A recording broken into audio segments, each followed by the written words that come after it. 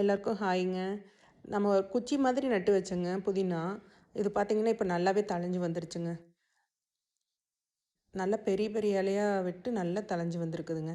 இதுக்கு நான் வந்து மண் கலவை பார்த்தீங்கன்னா, தேங்காய் நார் போட்டேனுங்க. அதுக்கு மேலே இலை தழையெல்லாம் போட்டு மண் போட்டுட்டேங்க. அவ்வளோதான். வேறு எதுவுமே போடலைங்க. உரம் இது மாதிரிலாம் எதுவுமே போடலை. தானாகவே முளைச்சி வந்துருச்சுங்க. சாரி, தானாகவே தழைஞ்சு வந்துருச்சுங்க. இப்போ நான் காமிக்கிறதெல்லாம் தாங்க இதெல்லாம் தானாக முளைச்ச செடிங்க இது.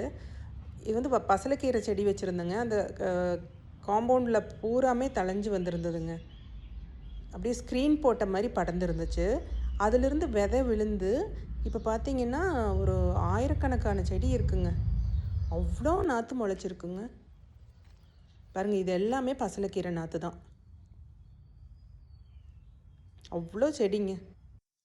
இது வந்து நந்தியாவட்டைங்க. ஒத்தடுக்கு நந்தியாவட்டை. இது சாமிக்கு வைக்கிறதுக்காகங்க. அப்புறம் பப்பாளி மரம் வந்து நல்லா செடி தழைஞ்சு மரமாகி இப்போ காய்க்கு வந்துருச்சுங்க. இதுவும் பார்த்தீங்கன்னா, சாப்பிட்டுட்டு விதைய சும்மா தூவி விட்டது தானுங்க. அதுலேருந்து முளைச்சி வந்து பப்பாளி மரம் ஆயிடுச்சுங்க. இந்த கொய்யா பிஞ்சு தாங்க மாவு பூச்சி நிறைய பிடிச்சிருக்குது. இதை வந்து நான் கழுவி விடுவேங்க. ஒவ்வொரு தடவை தண்ணி விடும்போதும் அந்த மாவு பூச்சிகளையெல்லாம் கழுவி விடுவேன். அப்போவும் போகவே மாட்டேங்குதுங்க. அப்புறம் என்னங்க, வழக்கம் போல் நம்ம வீட்டு செல்லக்குட்டிக தானுங்க. ரெண்டும் ஓடி ஆடி விளையாடிட்டு இருக்கிறத பார்த்துக்கிட்டே இருப்பாங்க கொஞ்சம் நேரம்.